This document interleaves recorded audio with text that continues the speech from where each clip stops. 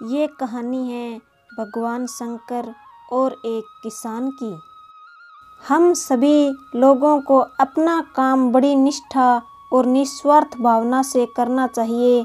गीता में भी भगवान श्री कृष्ण ने कहा है कि कर्म करो लेकिन फल की चिंता मत करो, क्योंकि कर्म करना ही व्यक्ति के अधिकार में है, उसका फल नहीं।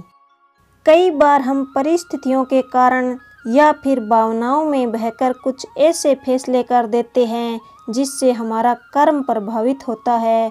आपको कर्म क्यों करना चाहिए, आइए सुनते हैं भगवान शिव और किसान की कहानी।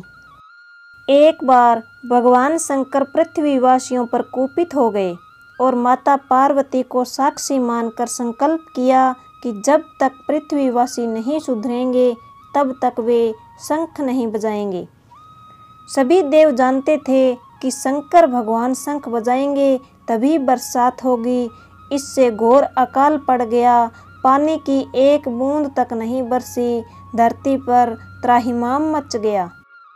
एक दिन माता पार्वती और भगवान शिव आकाश में विचरण कर रहे थे तो उन्होंने एक अजीब दृश्य देखा कि एक किसान भरी दोपहरी में चिलचिलाती धूप में खेत की जुताई कर रहा है। पसीने में नहाया मगर अपनी धुन में मगन था।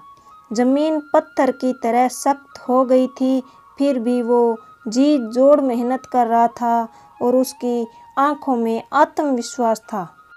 उस किसान को देखकर भोलेनाथ और पार्वती बदले हुए वेश में आकाश से नीचे उतरे और उससे कहा, अरे भाई, तू क्यों बेकार कष्ट उठा रहा है? सूखी बंजर धरती में केवल पसीना बहाने से ही खेती नहीं होती। किसान ने हल चलाते चलाते ही जवाब दिया, हाँ, बिल्कुल ठीक कह रहे हैं श्रीमान, मगर हल चलाने का गुण ना भूल जाऊं, इसलिए मैं हर साल पूरी लगन के साथ जुताई करता हूँ। जुताई करना भूल गया तो केवल वर्षा से खेती हो सकेगी क्या?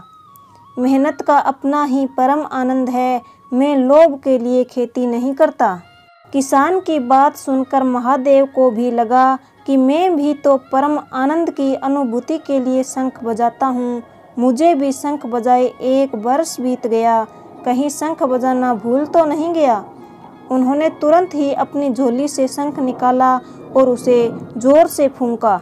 भगवान शंकर ने जैसे ही शंख बजाया, चारों ओर बादलों की घटाएं उमट पड़ी और बिजली चमकने लगी और जोरदार बारिश होने लगी।